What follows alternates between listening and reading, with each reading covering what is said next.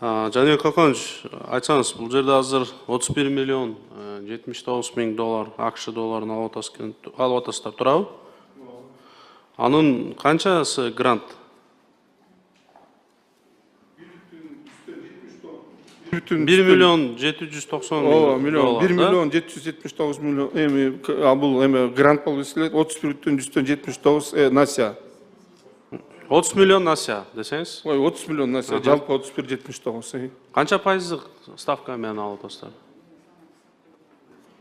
Бұл емеде жоқ, пайыздық 0%. 0%, пайыз.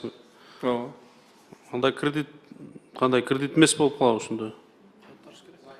Зайым болып есептеледі, почти мында кредит деп насия деп айтылады, бірақ зайым болып атады бұл жерде.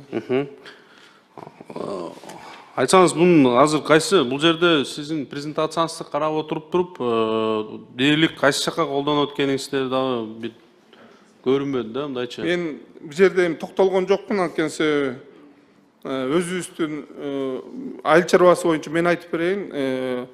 Саламаттык сактоо боюнча зам министр отурат, ал менен жаратылыш ресурстар боюнча зам биринчи орун басары отурат. Биздин айыл чарба министрлигине айыл чарба тармагы ветеринардык кызматы үчүн жаңы 2 ветеринардык лаборатория курулат. 6 ветеринардык лаборатория модернизациялык 2 мобилдик лаборатория сатып алынат. 40 чек арадагы көзөмөл пункттар оңдолот. Жергиликтүү 78 базардагы ветеринардык санитар. Мындай жалпылай айтпастан, мындай так цифрамен айтсаңыз, лабораторияга мисалы 10 миллион кетеби, 5 миллион кетеби, 2 миллион кетеби. Жо, мен перечислять этип айтып атпайм, анан кийин ошону. Мына азыр мен айтып атпайм, ветеринардык кызмат үчүн жаңы 2 ветеринардык лаборатория курулат. Ошо канча кетет ага? Аны мен азыр айтып бүтөйүн, анан кийин азыр эме кылайын. Айтыңыз, болуптур. 40 чек арадагы көзөмөл пункттар оңдолот. Жергиликтүү 78 базардагы ветеринардык санитардык лаборатория оңдолот. 44 райондук жана шаардык ветеринардык бөлүмдөргө муздаткыч чынжыры менен камсыздалат. 1600 жеке ветеринар жабдуулар менен камсыздалат. Бул жерде муздаткычтар бар, ветеринардык инструменттер бар, 3 авторефрижератор, вакциналар менен биопрепараттар сатып алынат, ташуучу. Ири мүйүздү малдоо үчүн 875 000 доза бруцеллезге каршы вакцина алынат. Койлорго, МРСтерге үчүн 5,5 миллион доза бруцеллезге каршы вакцина алынат. 7 миллион таблетка эхинококкка каршы антигельминттик препараттар алынат. Ветеринардык изилдөө институтунун базасында антигельминттикти өндүрүү үчүн лаборатория курулат. Ветеринардык врачтарды окутуу базасы түзүү максатында агрардык университетте жана Ош мамлекеттик университеттин лаборатория жабдылат, 2 даандагы жабдуулар болот. Ушулардын баардыгы ошо бизге бөлүнгөн акчалардан болот да. Эми булардын баардыгы алынып атканда билинет да, бүтүн бул эме кылган эмес. Же болбосо калькуляциясын болсо, калькуляциясын Тамчыбек Карбек айтып коюңуз ошолор боюнча. Жаныбек Аканович, сиздерге мисалы 31 миллиондон канча сумма айыл чарба министрлигине тийип атат? 10,3 миллион насия каражаты, 0,30 миллион грант каражат бөлүнөт. Ушул айыл чарба министрлиги алып атасыздар, туурабы? Анын 7 миллиону ушу лабораторияларга курабыз деп атасыздар, туурабы? Өзүңүздүн презентацияңызды айтып кетиңиз. Жаныбек Аканович, уруксат берсеңиз. Айтып коюңуз. Урматтуу Элмек Башмеш, жакшы суроолор берип атасыз. Бул долбоор өзү 3 компоненттен турат да. Биринчи, экинчи компоненти жумшак компоненттер деп коет. Бул жумшак компоненттерди 3 министрликке чейин, 3 министрликтин ортосунда санарип маселесин карап, бирдиктүү платформа түзүлөт. Андан тышкары ошо 3 министрликтин ошол апаттарга, пандемияларга каршы иштей турган кызматкерлердин дараметин жогорулаттарга багытталат. Жалпы жонунан айта кете турган болсок, мисалы биринчи компонентте 1 миллион 1,9 миллион доллар каралат. Бул ошол жалаң жумшак компоненттерге да, окутууларга. Экинчи компонент болсо ал дагы ошол окутуу, бул жерде дараметин жогорулатуу, ал жерде 910 000 доллар каралган. Ал эми басымдуу көпчүлүгү, бул жерде бөлүнүп аткан акчанын жана 31 миллион 108-тин басымдуу көпчүлүгү 27,5 миллион доллары бул үчүнчү компонент азык түлүк коопсуздугун камсыз кылуу деп коет.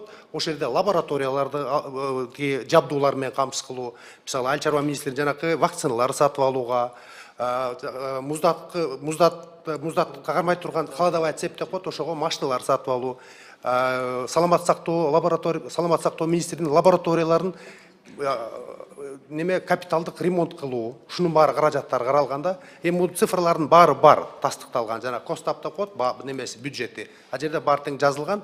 Эң башкысы бул жерде биздин экономика жана коммерция министрлиги менен финанс министрлиги койгон талаптардын бири бүгүнкү күндө. Көп долбоорлор келип эле конституциялык чыгымдарга кетип калып атат, окутууларга кетип калып атат деген маселени булар катуу коюп, биздин министрликтер.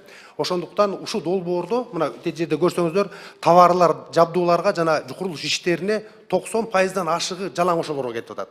Ал эми неме конституциялык чыгымдар болсо 7%дан ашкан жок. Себеби бул социалдык долбоор болуп атат. Экономикалык долбоорлор боюнча 5%дан ашпасын деген талап коюп атат да.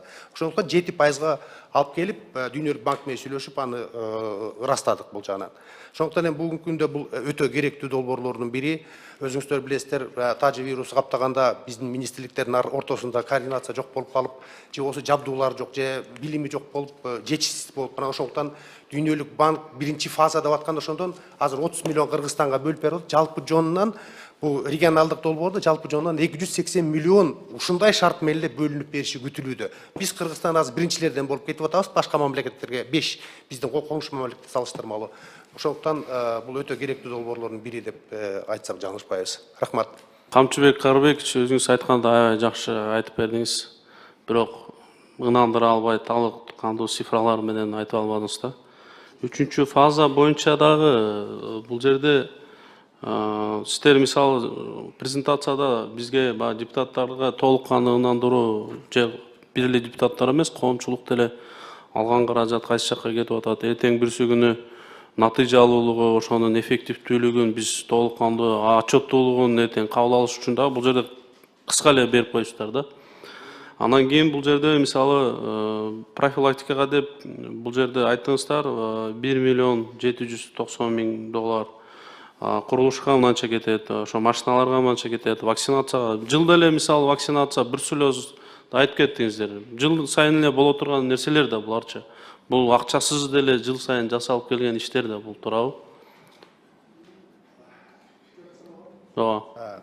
Рахмат, Ильбек. Бул негизи вакцинацияны туура айтып атасыз. Бул жыл сайын болчу нерсе, биздин ветеринардык кызматтын өкүлдөрү отурат.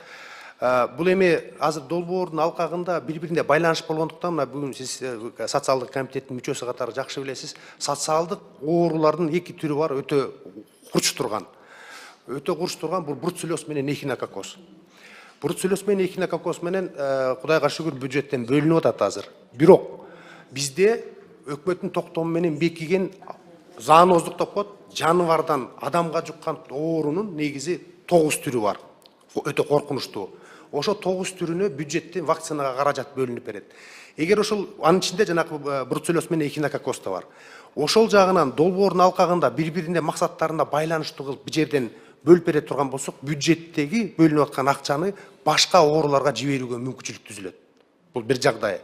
Экинчи жагдай, 5 жыл бою эле бөлүнбөйт. 5 жыл бою 25%-тан азайып турат.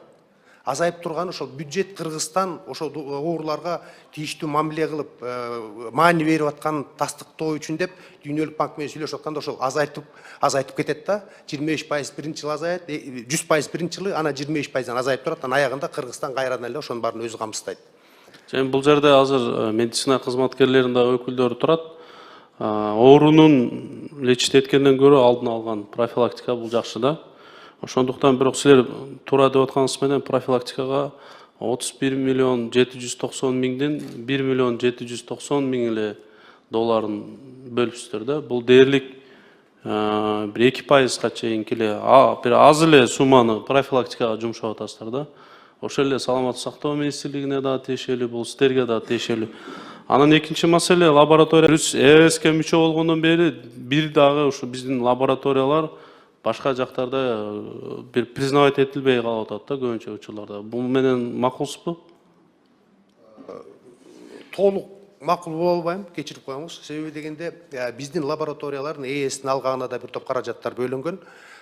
Ремонт болгон, азыр ветеринардык кызматтын өкүлү айтып берет.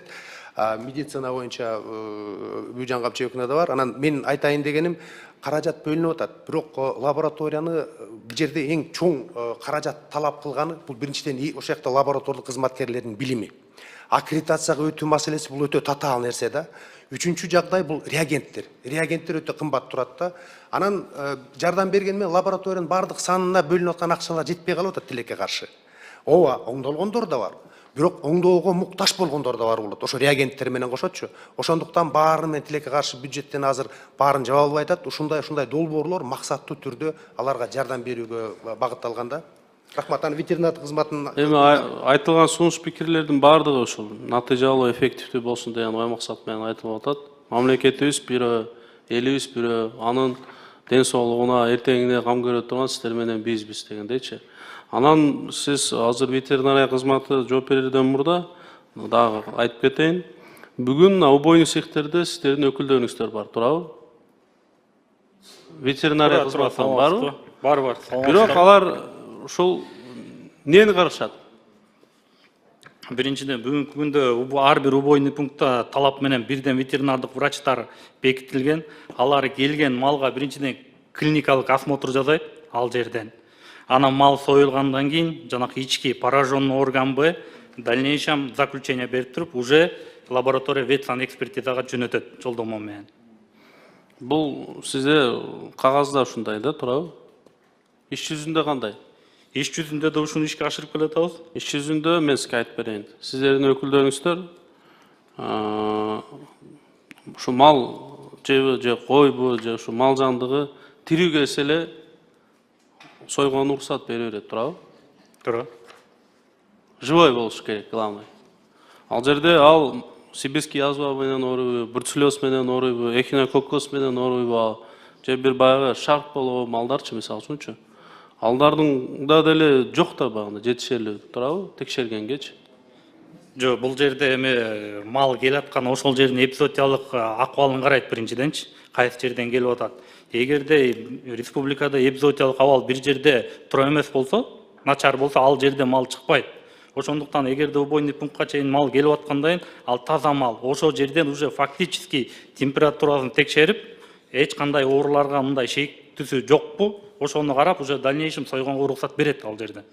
Мен ошону айтып атпаймынбы, де факто аны оорусун текшербей эле тирүү келсе эле сойдуруп атышат да бүгүнкү. Мен айтып коеюнчу Илимбек Кубанычбекович, бул жерде негизи эки баскыч менен кетип атпайбы?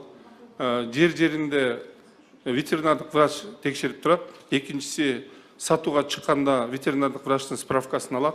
Үчүнчү барганда ушу ветеринардык врач карайт. Азыр эле ветеринардык службанын кызматкери айтып кеткен, эпизодический неблагополучный болсо ал жерден чыгарбайт, граница тосмо коюлат.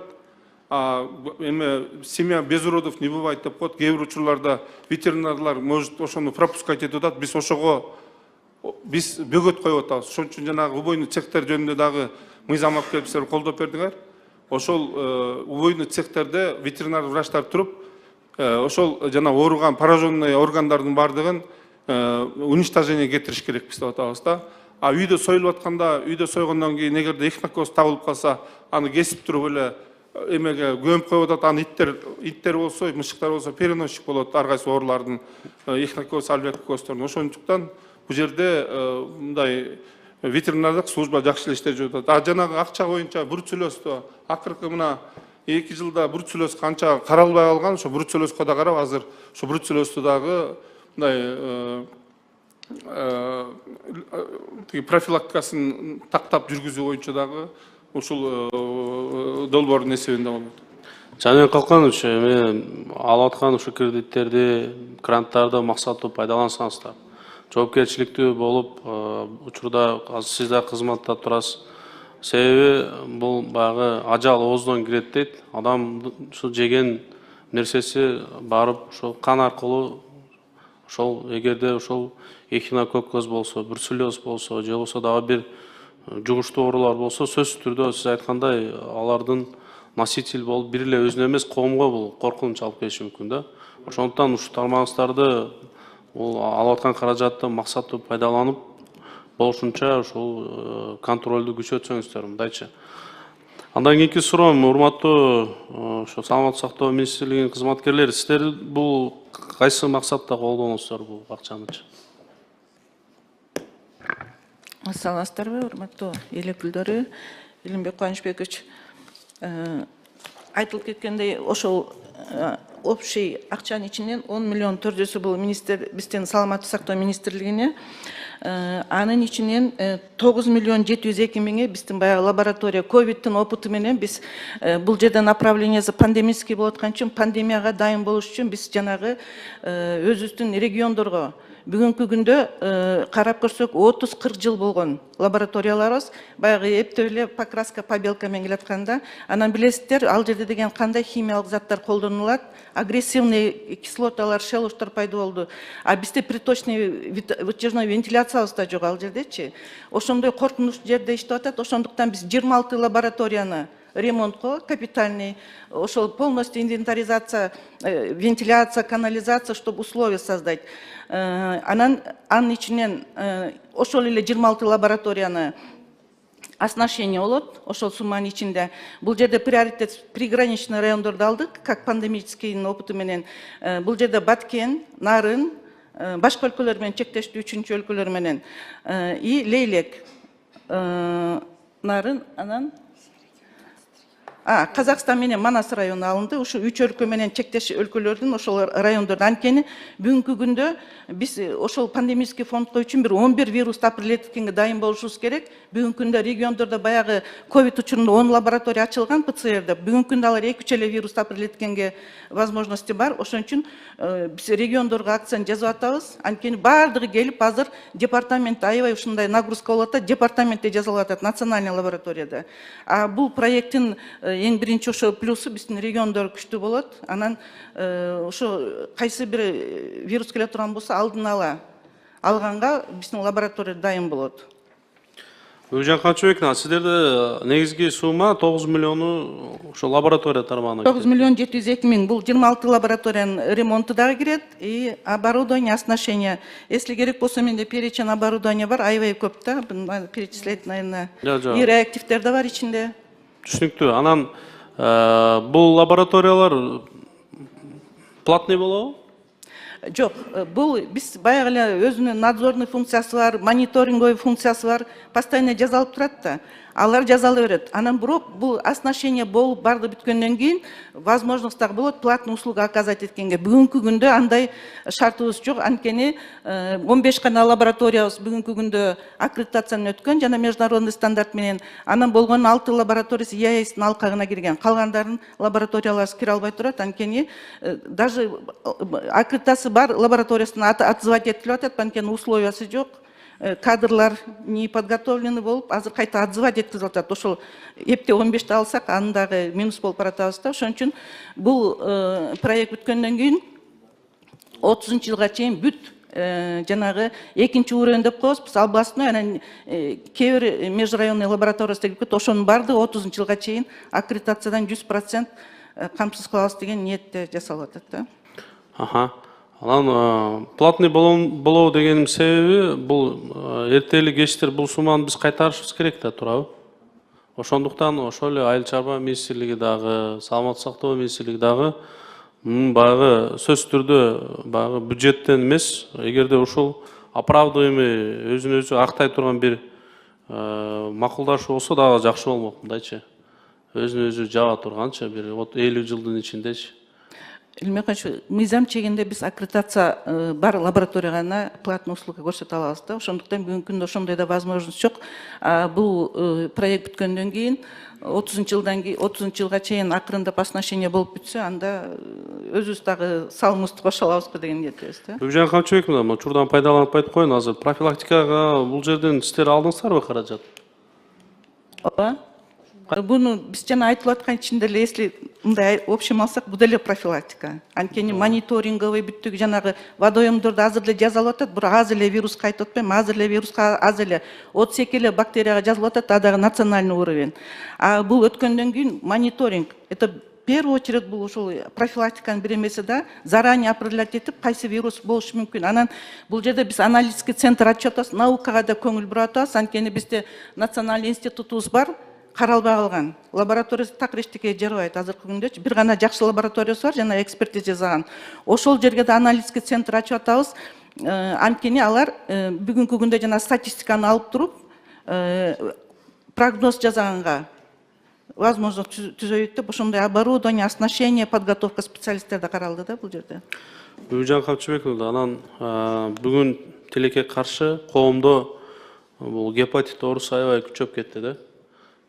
Социалдык тармактарды карайбызбы, телевиденияны карайбызбы, бүт баары гепатит С болгон, гепатит Б болгон, же болбосо цирроз печень болгон, пересадкага муктаж, баардыгы баягы кайрымдуулуктан акча сурагандар, ошонун баардыгы ошо биздин медицинадагы профилактикабыздын жетишпегендигинин бир арты менен ушундай баягы аянычтуу абалга келип калдык да бүгүн. Тилекке каршы мына жеке стоматологиялык клиникаларда, косметологиялык клиникаларда ушу санитардык нормаларды сактабагандыктан, же болбосо ошол эле учурда сиздердин ушу санэпидстанциянын көзөмөлү жакшы болбогондуктан бүгүн толтура гепатит Б менен А менен ооруп жүргөн жарандарчы көбүнчөсү алар баягы 6 ай сайын, 1 жыл сайын текшерилбегендиктен билбей эле жүрүшөт. Качан бир циррозго жакындап калганды билеби.